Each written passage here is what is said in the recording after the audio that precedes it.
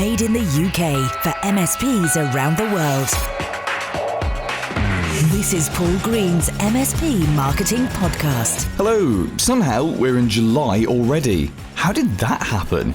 Here's what's coming up on today's show. I just thought, everybody's looking for inspiration. Everybody's looking for answers. Why don't I make an attempt at bringing together almost 90 experienced IT professionals, MSP owners, and get their one thing which they attribute their success to and somehow pull it all together. We're also going to be looking at how you can appear higher up search results on Google just by doing some basic SEO, search engine optimization. And we've got some rules for websites. Two of the most trafficked pages on your website are the home page and the About Us page. What can you do to make them more persuasive to the prospects you want to reach?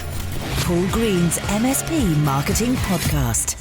Anyone who's been in this game for a number of years can see just how much has changed over the last 5 years, never mind the last 10, 20, 30 years. I mean, IT is always, by its very necessity, been a fast-changing thing. And if you look at the 4 to 5 years that I've been in this world, I can see so many more people now having embraced the MSP model, quite right too, with all its lovely recurring revenue.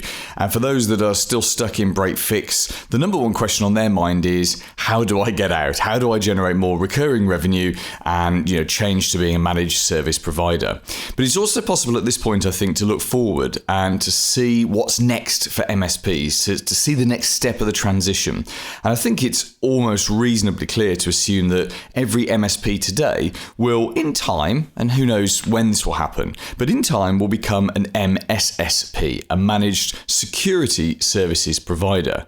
Because very few people now handle the hardware. When was the last time you took a computer apart and actually replaced something inside? You probably haven't done that for some time. Software is the thing you're spending still quite a lot of time on, but we can see a trend for that going forward. You're going to have less and less to do with the software, and it's going to become more and more about the security. How much of your team's time right now is spent on security? How much time do you spend proactively protecting your clients, looking for security solutions, trying to find ways to stop them from being attacked in the first place so you don't have to spend a huge amount of time fixing them? Because we all know what a nightmare it is fixing someone when they have been breached. And I think this is clearly the future. And I think it's going to be an evolution rather than a revolution. You may never actually call yourself an MSSP, but it's certainly something that you're going to be doing more and more of in the years ahead. And if this is something that your business isn't very good at now, it's something that you certainly need to start learning. It's something you need to start training in. You can see very clearly that those businesses that get good at cybersecurity faster than their competitors will have a competitive advantage. However, having said that, the MSPs that win in the next 5 to 10 years aren't going to be those that are just very good at what it is that they do. Because of course you can buy in a lot of the services and you can train your staff. Anyone can do that. You can add that core competency to your business. No, the MSPs that do really well in the years ahead are going to be the ones that market it the best. And I've been saying this for a number of years now, that if you take 2 or 3 MSPs and they all do roughly the same thing, which everyone does do more or less the same thing, you just do it in different ways. The ones that win will be the ones that get better, faster at marketing and sales. Because it's the marketing and sales that make the big difference, because you're selling to people who don't understand what it is that you do. At a cognitive level, they cannot tell the difference between a good MSP and a bad MSP. And that's going to be exactly the same when you're an MSSP. They won't be able to tell the difference between the two. In fact, there's a key word that you'll be looking to build between you and your prospects in the years ahead. It's very valid now, but it'll be even more valid when you are offering much more cybersecurity solutions. And that word is trust. Think about your bank. Think about the bank accounts you have with your bank. Now, you may have opinions about how badly banks behave during economic crises, but if you think about your bank, they are trying very hard all the time to demonstrate trust. You go back 100 years ago when they had physical great big vaults in all their bank branches. That was about building trust. I mean, it was partly about not being robbed, but it was about building trust. If you give us your money will be safe. and you look now at the kind of bank security that they put in place, and sometimes it seems a little bit backwards and clunky and not easy to use, but their overriding primary thing is safety. You give us your money, Mr. or Mrs. Client, and we will keep your money safe. You haven't got to worry about your money with us. That's all about trust.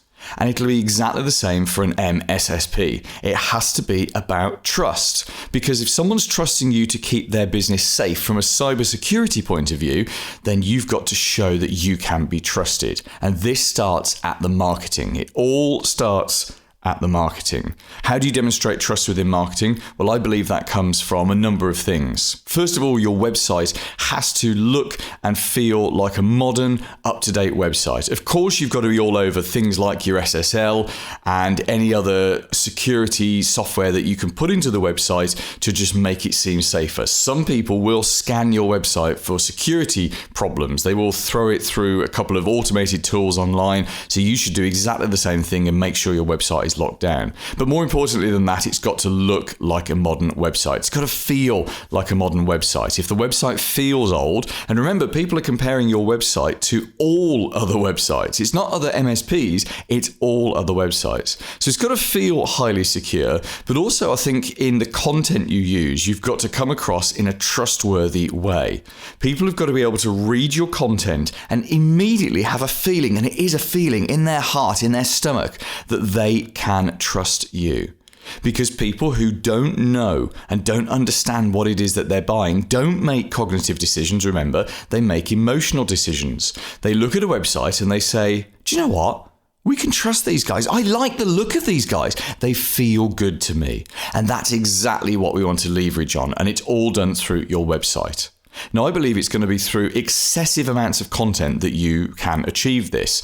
And virtually every MSP in the years ahead, as you transition to MSSP, as well as training up your staff and adding on brand new solutions, you're going to need to get good at content marketing as well. You need to be outputting huge amounts of content marketing. And I'm talking written stuff, I'm talking graphics, and I'm talking especially video. You see, someone who's seriously considering using you will want to know more about you and your business, but they don't really want to know about you and the team. They want to know about what you think about things. They want to know about what you're saying, what you're recommending, what you're thinking, what your clients say. And all of these could potentially make great videos. In fact, in an ideal world, you'd offer people the choice of watching a video about that subject and then reading about it in text. Some people want text, other people want videos. Let's give them what it is that they want. And we've got to give them loads and loads of content. Now, you've got a few years to get your head around this, but I do think all MSPs are going to have to be great content creators. It doesn't mean you have to do that in-house, by the way. You've got amazing platforms like Fiverr.com, Upwork, People Per Hour, and one I've recently come across, which is Copify.com, all of which the links for these will put in the show page on my website. But these make it easy for you to create content. And there will be similar video marketing services as well. At the moment, all I've found is people that make videos for you on Fiverr.com, which is fine, but there will be at some point some service that will help you to churn out video, to ask a question that a prospect might ask, and to say, right, let's create a 30 to 60 second video that will answer that question for the prospect. We'll put it on the FAQ section of our website, and those who've got that question are much more likely to go and view it. And in doing so, it'll build some trust for us. This is a very, very, very powerful marketing thing to do. But don't wait 3, 4, 5 years to do it. Think about that today. If you think about the security solutions you've got in place today, I'm sure you've got some level of software, you've got a systematic way of working in a specific way. How can you leverage that now? How can you create content about that now? And don't create content about the specific solutions. You know, if you use a particular piece of software that you buy from a vendor, that's not really of interest to your future clients, your future prospects. They don't care about the specific solutions you use. They don't care about you. They care about what you can do for them. So talk about outcomes. That's what it's all about in marketing. It's outcomes. With our security solution, you're safe because we're protecting you in real time, 24 hours a day, 7 days a week, and you've got a 99.9% chance of us picking up a problem before it ever affects you. I realise we've got to be careful not to boast when it comes to security solutions. I mean, that's just inviting problems, isn't it? But you can certainly talk about the clever things that you do and the outcomes, because it's the outcomes that encourage people to buy from you. Do you know, this would be a great discussion to have on a Facebook group. I've got a Facebook group called MSP Marketing, and it strikes me that at some point I'm maybe going to have to rebrand that as MSSP Marketing. Anyway, it's a great Facebook group, and if you're not already a member, because hundreds and hundreds, more than 800 MSPs around the world are already members, and it is a vendor-free zone, come and join us there. If you just go onto Facebook, type in MSP Marketing into the search bar, go on to groups, and we are the top result, MSP Marketing Facebook group. This is the kind of thing that we discuss in there, and I'd love to see you in there. Here's this week's clever idea. So talking about websites, earlier on this year, at the beginning of the year, before all this lockdown nonsense started, I put on a big event for MSPs in the UK. It was called my MSP Ultimate Net Profit Bootcamp, and we talked about so much over a 2-day period. Here's a clip of me talking about the things that you need on the 2 most important pages of your website. You then need a very well-written homepage and a very well-written About Us page, because those 2 are the most trafficked pages on your website. So most of your traffic, when you're looking at your analytics, typically, not always, it goes to the homepage and it goes to the About Us page. The homepage is the summary of the business, and it should be more about the prospect than it should about you. It's never really about you, it's more about the prospect. And then the About Us page, even though it's called an About Us page, it's actually, again, about the prospect and not about you. The About Us page is actually your greatest selling page. It's an incredibly powerful page. You might choose to have a second video on there, which might be you talking to the camera, which might be your idea of hell. But if you can do something like that, that would be a very powerful thing to do. And the other thing you need is lots of photos of real people. Not stock images, not network cables, not server racks. Oh, look at our server racks. See how tidy we are. Take a photo, right? That could be my new video for my homepage. Oh, server racks. But real people, people that look like you. Sometimes the question comes up of, but my staff don't give them the option. My staff don't want to be photographed, don't give them the options. Let's see some passion. Oh my God, I'm trapped here. Let's see some passion, come on. Exactly. So here's the thing, because you don't have to beat everyone. You've only got to beat a couple of other people. You don't have to be better than all the other IT companies. You've just got to be better than a couple of your close competitors. And by better, we mean more emotional. Do you know, when I thought, I could teach emotional marketing to IT people, I didn't realise it would be that hard. Your backstory is really, really important. It's the reason. If you haven't got a good one, make it up. If you've forgotten because you've been doing it for 20 years, just embellish it a little bit. Backstories are great as part of that. Like we were saying with Sam, the reason that we do this is because we've been doing this for 20 years since we started the business. I started the business as a 20-year-old, passionate to help clients, and that passion's still there today, whether it is or not. That's because that's the kind of thing that people buy. So your backstory is really important. Evidence of expertise is absolutely important. Now, I don't mean by saying, we are a Microsoft Gold partner, because they don't know what that means other than it's got the word gold in it. But you can, any little qualifications and things, you can put them on. They're not going to have the effect that they might have on you. But things like talking about, if you've got lots of people, show me a picture of all your team. Talk about how many people you've got. How many technical years have you got? Even if you've only got 3 staff, you've probably already got 20 technical years. You know what I mean by technical years? He did 7 years, he's done 4, she's done 6. You put all of those together, that kind of thing. Then we've got the benefits of using you. Most people focus their marketing on features and not on benefits. What do we mean? What's the difference between the two? Well, let's think about your car. Your car has, Sam, remind me, what do you drive? Tiguan. Yeah. So you've probably got pre-tension seatbelts. You've got crumple zones, obviously, because it's 2020, everyone's got crumple zones. You've probably got sensors that pull the pedals down away from your soft, fleshy feet in the event of an accident and all of that. All of these are features. The benefit is Sam can drive that car like it's stolen, and when he crashes it, he won't die. That's essentially the benefit of that.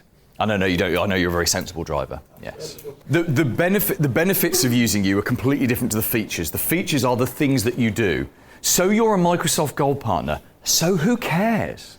I know it opens doors for you, but unless they're of a particular kind of business that is looking for something, a very specific solution, it really doesn't have any effect on them. So you offer this or you offer that. Who really cares? How many times have you sat down in front of a client and they've said to you, oh, I want to make sure we have a so-and-so and so-and-so solution? Don't they most of the times give you the problem and then you come up with a solution? Paul's blatant plug. I'm not doing any live events at the moment for fairly obvious reasons, but I do have some online training courses that are available on my website. In fact, there's a brand new resources section there, which is absolutely chock full of free stuff for you. There's a webinar in there that you can listen to, there's some guides you can download, and I also recommend a whole series of different services that lots of other MSPs benefit from. To see all of this, you just go onto my website. It's Paul Green's mspmarketing.com and go up into the navigation and click on resources, or you can just go there directly, paulgreensmspmarketing.com/resources. The big interview. Hi, my name is Mark Copeman. I am an author, producer, and I also think entrepreneur as well. Which is a great label to give yourself, isn't it? We all want to have that entrepreneur label, but you actually are an entrepreneur because you've created some fairly major things in the last few years.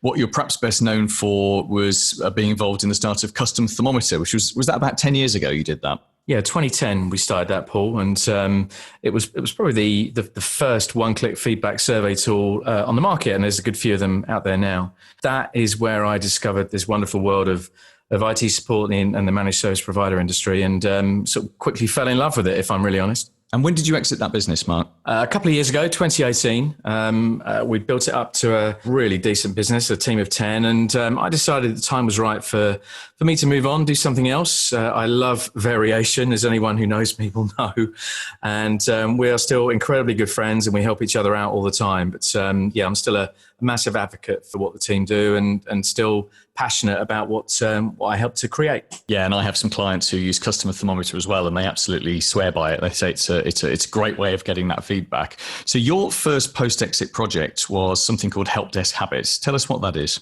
I guess I became incredibly involved in Customer Thermometer. The first 2 or 3 years, we decided to try and differentiate ourselves through our customer support.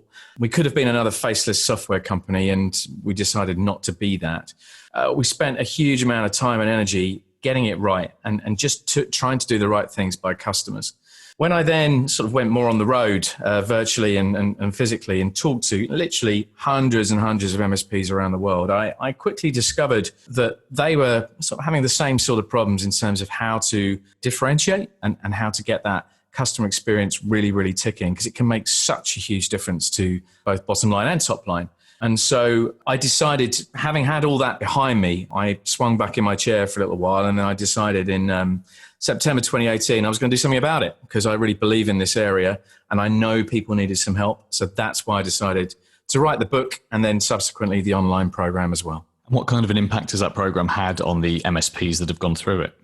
It's quite humbling, actually, Paul, to receive feedback on anything that you do. And the words and the comments that I've had around the effect it's had on businesses has been extraordinary. And I'm able to put those up on the website, and I'm not making this stuff up. It's real and it's tangible. And I think what's wonderful is that I sort of combined something else I picked up on 2 or 3 years ago, this habits concept, with the customer experience, because we've all been on courses, we've all been on training courses and learned some stuff. But actually, what typically happens is, you pick up a bunch of tactics and then you go back to the office with great intention. But, within 2 or 3 weeks, things start to default back to how things were. And there's a lot of science behind that. So I think for me, being able to combine those two things has meant businesses have really truly embedded some of these tactics and techniques. And so as a result, they're seeing long-term change, which is at the end of the day, what everybody needs to do if they're going to make an impact in this area. Absolutely. Now, the reason I wanted to get you on the show in particular was your new book, which came out in May, and it's called MSP Secrets Revealed. Tell us how you had the idea for this, because this is perhaps one of the most unique books I've ever read in this space. I've mentioned it before, but being involved in this industry now for the last, 6 or 7 years, I've been involved in other industries too, and I believe that this IT world is quite unique in the way that people are so happy to share their ideas. So competitors in the same town will sit around the same table together when we were allowed to sit around tables and share ideas and swap notes. And I just find it incredible. I just thought, like, everybody's looking for inspiration. Everybody's looking for answers. And sometimes, you go to that mentor type person or to one of your peers and you have a chat. And I just thought, well, look, people can do that. Or why don't I make an attempt at bringing together almost 90 experienced IT professionals, MSP owners, and get their take, their one thing which they attribute their, perhaps success to, or even, in some cases they've learned from, a failure, and try and tease that out of them and somehow pull it all together. And well, I've done it. It took me a lot longer than I was expecting, but it's been quite a journey. And I have to say, I've just sort of fallen in love with so many of the things that come through, and I've personally learned a huge amount. You have, and you told me that you thought it would be as simple as send out 100 emails, you get 100 emails back, and you sort of pick out the best 80 of them for the book, but it was a little bit more work than that, wasn't it? I think I wrote about 400. I approached about 400 MSPs in the end. Look, people don't always have the time, they don't have the inclination, and that's fine. That's completely understandable, particularly when you don't know me from Adam. Why should you contribute? But I did persevere, and it's been a combination of people like your good self, submitting their thoughts, as a piece of prose, which was great. And that was probably half of the inputs. And then the other half really was me getting on the phone and having conversations a bit like this one. And at conferences around lunch tables, and people see me with a clipboard approaching and run off in the opposite direction. But I did manage to persuade enough people. So I think we've got 85, and that's turned into 101 secrets now revealed. Perfect. Absolutely great. I've got my copy here. You can hear. And I have read my own section on page 191. What page are you on, Paul? Can you remind me? Yeah, page 191. There we go. Which is about the profit matrix. Yes, wonderful. Yeah, brilliant. There's even a little diagram in there as well. But, you sent me a preview copy about a week before it was published. And I sat in my garden on a Friday evening with a beer and I read half the book. And then it was a case of, I've got to put my daughter to bed now. And read the rest over the weekend. It's absolutely, it's utterly packed. So this is definitely the kind of book that I think every MSP should get. It should go on the recommended reading for everyone. I know Nigel Moore at the Tech Tribe is a big fan. I'm a big fan of it as well. So is this something that we should buy on Amazon, or do you have a website for it? If you go to msp-secrets.com or just search for it on Google, you'll find it. And then there's a little bit of background and the various links to Amazon. And I've had some requests, poor old Aussie friends, they can't get paperback down in Australia. So I'm even taking orders for that and mailing it out just to keep a few Aussies happy, which is nice.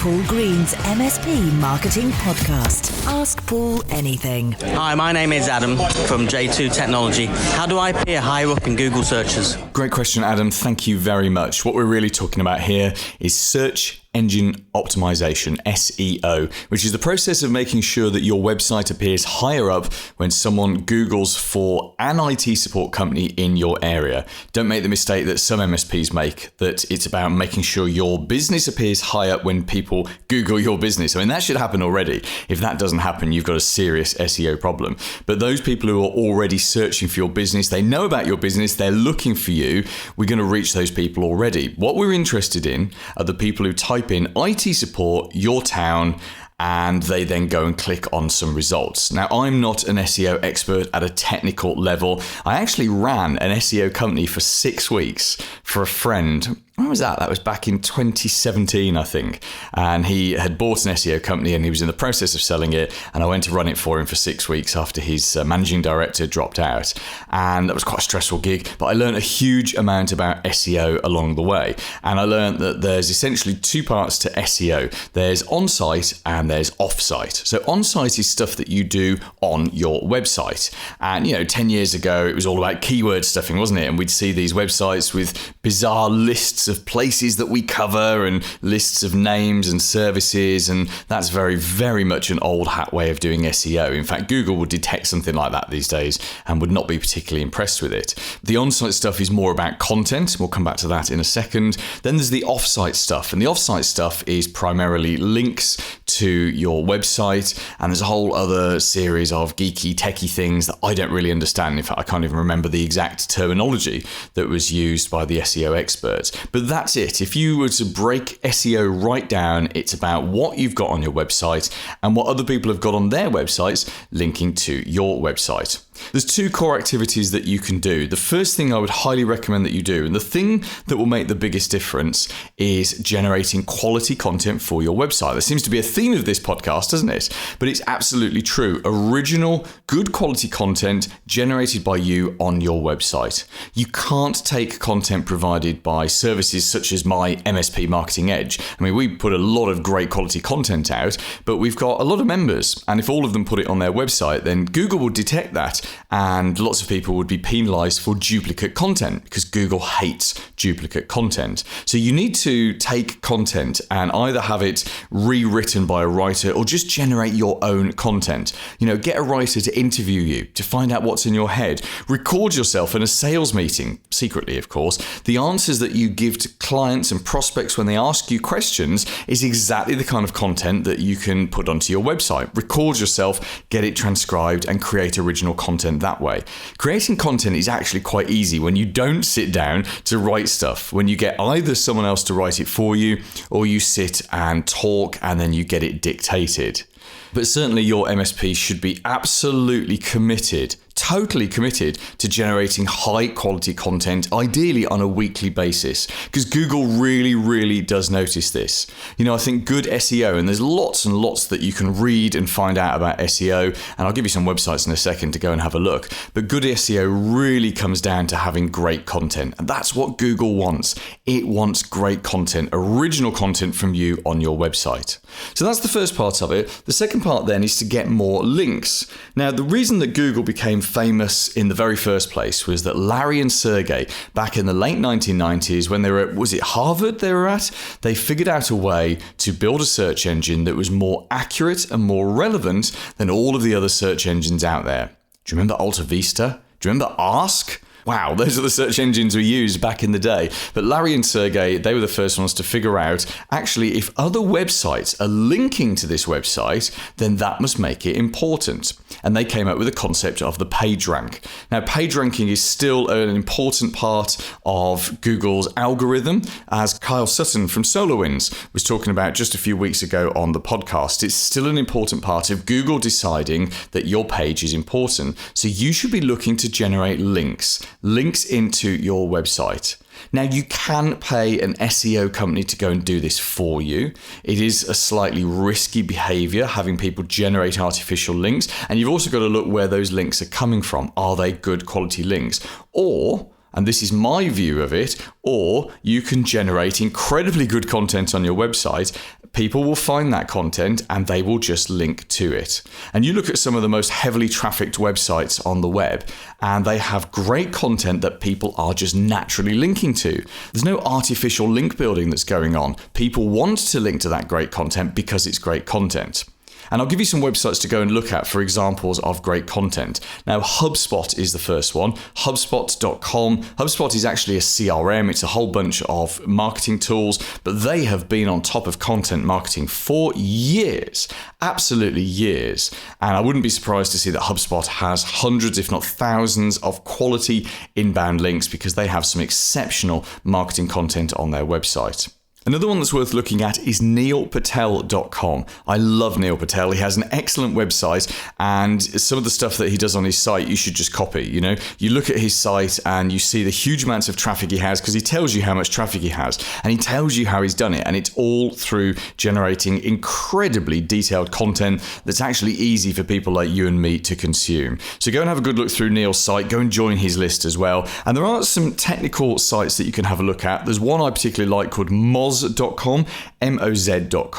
Now, that's a series of SEO tools and software and advice. There's loads and loads of stuff on there of ways that you can do SEO yourself. And there's another one that's worth having a look at, which is semrush.com, which is a whole series of SEO tools that you can look at and use. The other alternative, of course, is to go and hire an SEO company. And I don't have a particular company I can recommend to you. We've tried a couple of SEO companies over the last couple of years just to sort of be on top top of the small, detailed technical things that we can't be on top of. My SEO strategy is primarily around generating great content. And when I do find an SEO company that I can trust, believe me, I will be telling you about it in this podcast. But maybe in the spirit of DOA, delegate, outsource, automate, you should go and find someone that can just handle the sort of the techie elements for you, and of course find a writer that can write content for you. This sounds like a good SEO strategy to me. How to contribute to the show. I've recently embedded something called SpeakPipe into the website. It's a very simple way for you to send a voice message to me for the podcast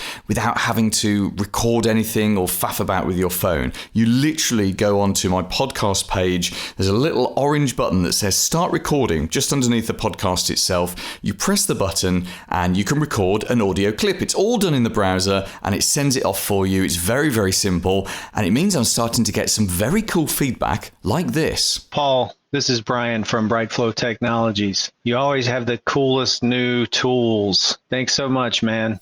Coming up next week. As much contractual revenue, the better. It doesn't need to be a 3-year contract either. That was one of the biggest mistakes and the worst advice I would say that I got. The fact that I had a 1-year contract and that it was evergreen, meaning it would just roll over into the next year automatically, they were totally fine with that. That's Linda Rose. She's the author of a book called Get Acquired for Millions. Isn't that a great book title? And she's going to be here next week telling you how to sell your MSP. We're also going to be talking about something that's been inspired by content from today's podcast. We've talked a lot about content marketing this week. Next week, I've got a book recommendation for you that's all about content marketing. In fact, I believe it's a bit of an eye-opener in how you approach your marketing. Tell you about that next week. I'm also going to give you a format for a case study. It's the perfect format. It takes your prospects on an emotional journey and makes it easier for you to influence them to buy from you. I'm going to tell you what that format is and also the perfect way to use it in every single sales meeting. See you next week. Made in the UK for MSPs around the world. Paul Green's MSP Marketing Podcast.